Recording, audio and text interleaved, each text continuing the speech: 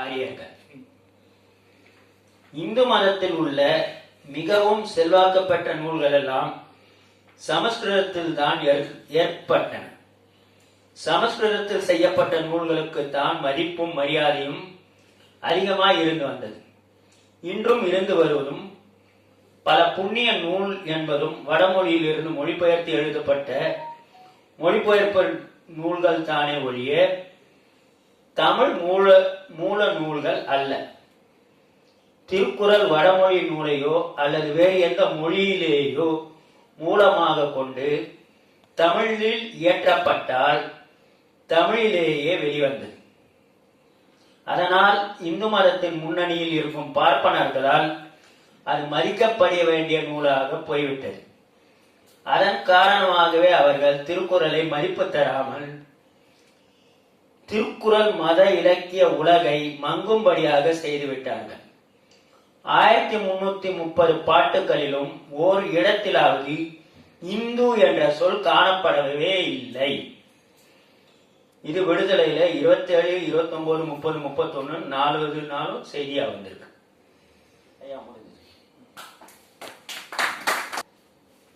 இப்ப படிச்சோன்னீங்களா?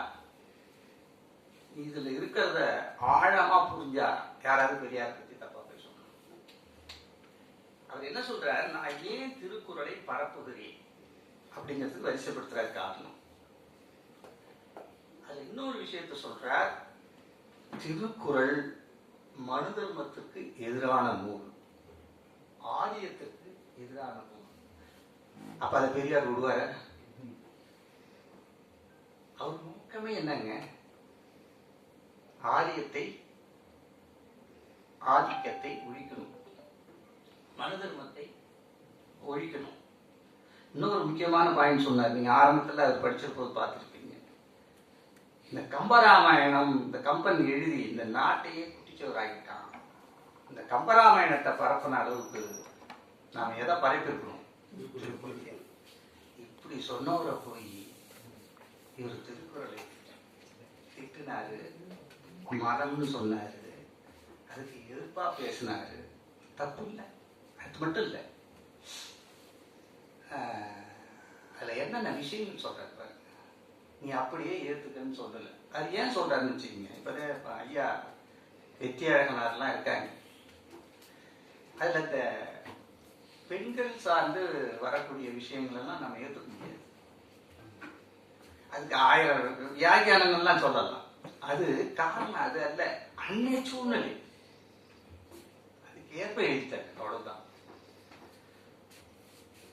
அப்ப அதெல்லாம் ரொம்ப லீகல், ரொம்ப. அது மாத்திரம் இல்லைங்க, இன்னொன்னு அதெல்லாம் அவங்க உடன்படுவாங்களான்னு எனக்கு தெரியாது.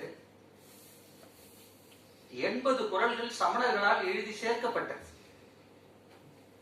திருக்குறள். அத தனி நூலாவே எழுதி திருவள்ளுவர் எழுதா திருக்குறள்னு நான் எழுதி 2006 எழுதிட்டேன். பேராசிரியர் படிச்சுட்டு அவ்வளவு தூரம் பாராட்டி என்னை கூப்பிட்டு சால்வை போட்டு விடல கூட வந்தது. அந்த போட்டோ இன்னைக்கு எடுத்துட்டு வரணும்னு நினைச்சேன். அந்த நூலை ஒவ்வொருத்தரும் மணிவாசகம் மூலம் தான் வெளியிட்டாங்க. அது வெளியில திரும்ப வெளியிடணும். இந்த கடவுள் வாழ்த்து உட்பட 8 அதிகாரம் சமணர்களால் எழுதி சேர்க்கப்பட்டது. சமணர்கள் திருக்குறளை எம் ஓத்து என்று கூறுவார்கள். ஓத்துன்னா வேதம், இது இந்த வேதம் என்று சொல்லி. அதனால திருக்குறளை அப்படியே எடுத்துக்கிட்டோம்னா அதுல சில குறைகள் இருக்கும். அதுல வள்ளுவர் எழுதுனதையாவது இடையில வந்த சிறுகள், அவர் வஉசி 3 அதிகாரத்தை மட்டும் சொல்லுவார். இது இடைச்சர்கள் இல்ல, நான் நல்லா ஆய்வு பண்ணி 8 அதிகாரத்தை காரண காரியங்களோட கிட்டத்தட்ட 200 பக்கங்கள்ல அதை நிறுவி இருக்கு. ஆக இதனாலதான் சில குறைகள் வள்ளுவரை கரெக்டா எடுத்துட்டு புடம் போட்டு பார்த்தோம்னா அதுல அவர்கிட்ட குறை வர்றதுக்கு வாய்ப்பே. அந்த பெண்ணுரிமை சார்ந்ததுங்கிறது கூட அந்த கால ஓட்டத்துல வந்தது. அது நீங்க எடுத்துக்கிட்டு பாத்தீங்கன்னா சில நம்ம பெரியார் கொள்கையோடு பாத்தீங்கன்னா அது ஒவ்வாமையா வரும். அதுதான் அவர் என்ன சொல்றாரு, நான் அப்படியே ஏத்துட்டேன்னு சொல்லையா, அது பெரும்பாலும் நல்லா இருக்கு, 1, 2 இருந்துதான் அவனுக்கு பிடிக்கலையா விட்டுடு, அவ்வளவுதான் சொல்றாரு. எந்த ஒன்றிலையும் குறை இருக்கும். பெரியார் சொல்றதுல மட்டும் போறதுக்காக நானே இந்த திருக்குறளை விமர்சிக்கிற போது பெரியார் ஒரு கருத்து சொல்றேன். அது ஆசிரியர் கூட சிரிச்சாங்க. மலர்மிசை ஏகினான் மானடி சேர்த்தார் நிலமிசை நீடு வாழ்வார் அப்படிங்கிற குறளுக்கு ஐயா விளக்கம் சொல்ற போது மலர்கள் எவ்வளவு மென்மையானது, அதுல நடக்கிற போது எவ்வளவு பார்த்து மெதுவா மென்மையா நடக்குமோ அப்படி இந்த உடம்ப வச்சுக்கிட்டா உடம்பு ரொம்ப காலத்துக்கு இருக்கும்னு சொல்லியிருக்கிறாரு. இது சயின்டிபிக்கா பார்க்க போனா தப்பு. எந்த ஒரு உடம்பு உழைக்குதோ அதுதான் வலுவா இருக்கும். நீ நறுங்காம வச்சு அப்ப நம்ம ஐயா சொல்லிட்டு கேட்டுக்க முடியுமா? நான் கேட்டேன். அப்ப வெத்தியாகிறார்னு திருச்சியில ஒருத்தர் இருக்கிறாரு, ஐயா பேர் கொண்டவர். அவர் சொல்லிட்டு பெரியாரையே நீங்க தப்புன்னு சொல்றீங்க, உங்க துணிச்சலை பாரு, பெரியார் கத்து கொடுத்ததே அதுதான் நான் சொல்றேன் சொல்லி அதை சொன்னோம். அதனாலங்க பெரியார் கருத்துக்கள்ல 90% நாம எதுவுமே சொல்ல முடியாது. எந்த காலத்திலையும் அப்படியே ஏற்றுக்கிற மாதிரி ஒன்று ரெண்டு அது எதனால வந்ததுன்னா கால சூழ்நிலையாலும் கலப்பாலும் வந்தது. அடுத்தது பெரியாருக்கு இதை ரொம்ப நம்ம விரிவா பேசிட்டு போக வேண்டிய அவசியம் இல்லை. ஒரு 2 செய்தி ரொம்ப முக்கியமானது, ஏன்னா உங்களுக்கு கிடைக்காது, அதை மட்டும் சொல்லி இந்த நிகழ்ச்சியை நம்ம நிறைவு செய்கிறோம். அது என்னன்னா,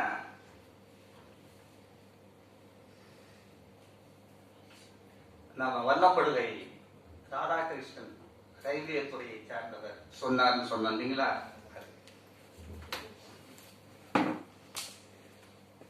முக்கியமானது அவர் படிச்சார் இல்லைங்களா? அந்த செய்திகளும் இப்ப நான் சொல்ல போற செய்தி தான் இன்னைக்கு ரொம்ப முக்கியம். இதெல்லாம் கிடைத்த கரியவை. உடுக்கை இழந்தவன் கை போல ஆங்கே இடுக்கன் களைவதாம். ஐயா வெற்றியழகனார், உங்களைதான் கேட்கிறேன், இதுல ஏதாவது தவறு இருக்குன்னு நீங்க நினைக்கிறீங்களா? பாடபேதம்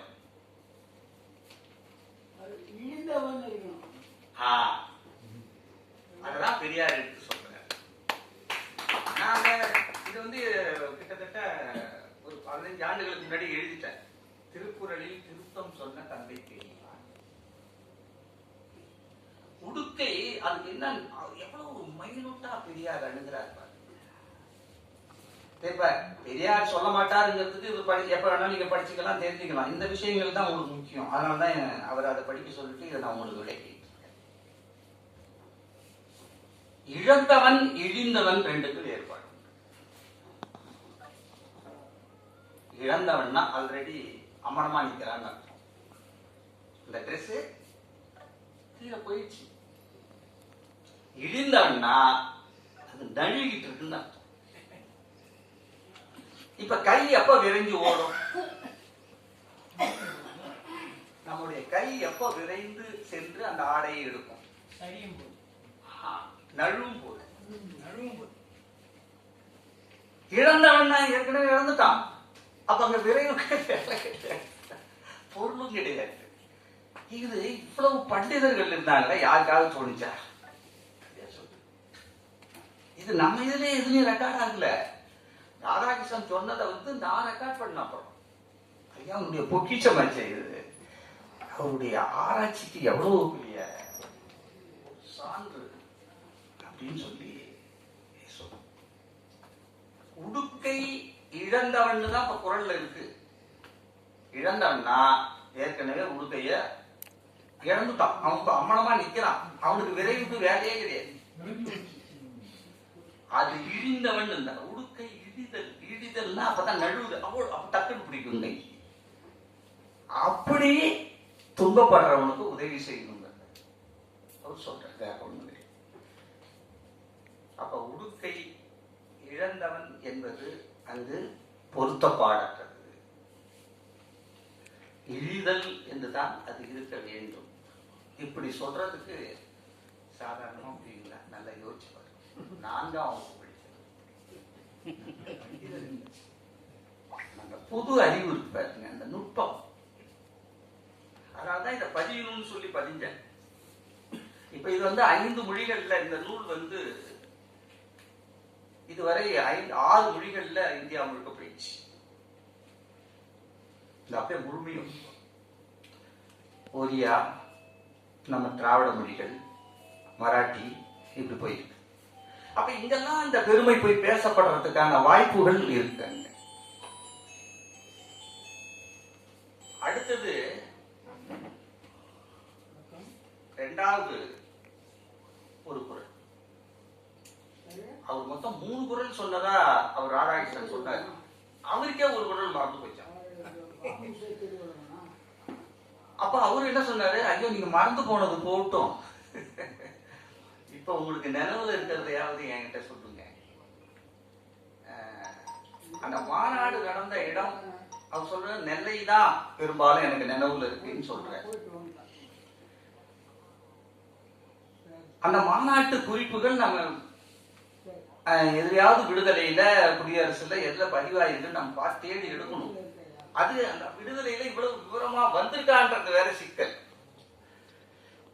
அதனால 3 அவர் சொன்னா 2 கிடைச்சது. இன்னொரு குறள் என்ன அப்படின்னா, செயற்கரிய செய்வோர் பெரியர், சிறியர் செயற்கரிய செய்களாதான். 2 இடத்துல என்ன வருது, செயற்கரிய செயற்கரியன்னு வருது. இதுல யாருக்காவது நாம ஐயாவே திருப்பி கேட்க கூடாது. இதுல யாருக்காவது உங்களுக்கு இது என்ன பாட பேதம், தப்புன்னு சொல்றது இல்ல, பாட பேதம் இருக்குன்னு சொல்ல முடியுமா உங்களால? இது ஒரு ஆய்வாளர் இருந்தான். பெரியார் சிறியார்னு அது என்ன ஐயா குறை காண்ற இந்த குரல்ல எப்படி திருத்தணும்னு அவர் நினைக்கிறார். 4ஆம் வகுப்பு படிச்சவருங்க அவரு, அவர் திருத்திருக்கிறார். செயற்கரிய செய்வோர் பெரியார். பெரியவங்க யாரு? முன்னாடி பெரியவங்கன்னா யாரு, சின்னவங்கன்னா யாருன்னு டிஃபைன் பண்றாரு வள்ளுவர். அப்படி இல்லைங்க. இந்த இடத்துக்கு வாங்க. இந்த இடத்துல அறிவை பத்தி பேசல, செயலை பத்தி பேசல. செயற்கு அரிய செய்வார் பெரியார். பெரியவங்கிறதுக்கு வள்ளுவர் சொல்ற இலக்கணம், செயற்கு அரிதானவற்றை செய்கின்றவர்கள் பெரியவர்கள். அடுத்து வருகிறது செயற்கு அரிய செய்களாதா அப்படின்ட்டு. பெரியார் கேட்கிறார், செயற்கரிய செய்யலன்னா அவன் பூரா சிறியர்னு சொல்லிட முடியாது. அவன் சான்றோன், பெரிய ஆளு. நீங்க என்ன சொன்னீங்களே, என்னது? இல்ல, அது அவரு அதிகமா திருத்தல, கரெக்டா தான் திருத்துறாரு. அப்ப எப்படி அந்த இதை திருத்துறாரு பாருங்க. உடுக்கை இழந்தவன் இழிந்தவனுக்கு அந்த நேசா அந்த ஒரு கும்பு தான் வித்தியாசம். அந்த மாதிரிதான் அது எதனால வருதுன்னா, பனை ஓலையில எடுத்து எழுதுறதுனால வர்ற விளைவுகள் இதெல்லாம்.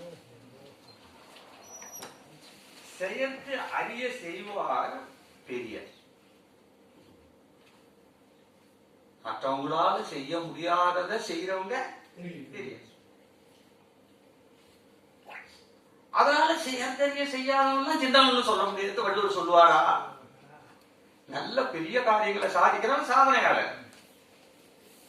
அவன் என்ன சாதனையாளரா இருக்கிறான்னா அவன் சிறியர்னு சொல்லக்கூடாது, இல்ல முடியாதவங்க. அவரு பெரிய சாதனை சாதிக்கிறாரு, அவர் பெரியார்னு சொல்றோம்.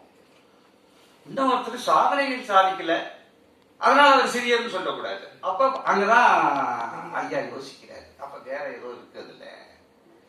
அப்ப சாதனை செய்யாதவெல்லாம் சின்னவங்க நம்ம சொல்ல முடியாது. என்ன திருத்துறாரு? செயற்குரிய செய்கிறார். செயற்கு அரிய செய்யறவன் பெரியவன், செயற்கு உரியதை கூட செய்யாதவன் சின்னவன்.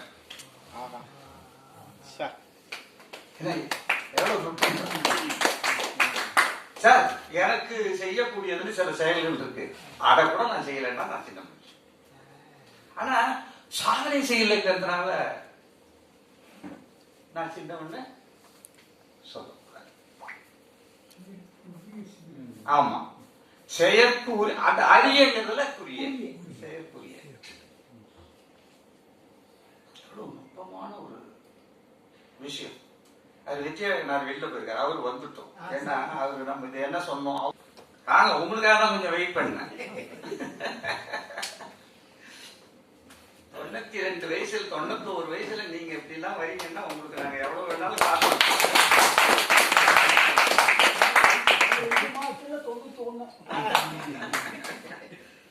அதாவது ஐயா எப்படி திட்டுறாங்க, ரெண்டாவதுலயும் செயற்கரியன்னு வருது. அது இல்ல, செயற்கு உரிய செய்களாதன். செய்தற்கு அவனால முடியுங்கிறத கூட செய்யாதானே சின்னவன். சாதனை செய்யாதங்கிறதுனால அவன் சின்னவன். எவ்வளவு நுட்பம் பாருங்க ஐயா. ஏன்னா இது நீங்கெல்லாம் உங்க மனசுக்கு இது படணுங்க, இதை நீங்க பார்க்காம கூட இருந்திருப்பீங்க. அதனாலதான் நீங்க வந்து சொல்லணும்னு வெயிட் பண்ணுங்க. ஆக இந்த திருக்குறள்ல இப்ப என் வேலையில பாதி அவர் எடுத்துக்கிட்டாரு. அதுக்கு 2 ரீசன் இருக்கு. எனக்கு 1 மாசமாவே உடம்பு சரியில்லை, பிளட் பிரஷர். அதுல இருந்து பிரஷர் அப்புறம் தான் வந்தேன். சொன்னா நீங்க ஆச்சரியப்படுங்க, 190. டாக்டர் சொல்லுவான் நடக்கவே கூடாது, நிக்கவே கூடாது, படுத்துணும்னுவான். நான் பேசிட்டு இருக்கேன். எப்படியாவது நம்ம கடமை விடக்கூடாதுன்றதுனால, ஆகையினால அவர் சொன்ன அத்தனையும் நீங்கள் சீர்தூக்கி பார்த்து, அப்படிப்பட்ட பெரியார் திருக்குறளை இழிவுபடுத்தியிருப்பார். அதோட திருக்குறள் ஏண்டா தேவைன்றதுக்கு பட்டியல் இருக்கிறார். அது ஆரியத்துக்கு எதிரானது, மந்திரமத்துக்கு எதிரானது, கம்பராமாயணத்துக்கு எதிரானது. அதை பரப்பாம இதை பரப்புடா அப்படின்னு சொன்னவர் போய் திருக்குறளை மதம்னு சொல்லுவார். திருக்குறள் அல்ல ஆய்வாளர் இல்ல பெரியார், ஆனா அதை பரப்ப முனைந்த முன்னோடி.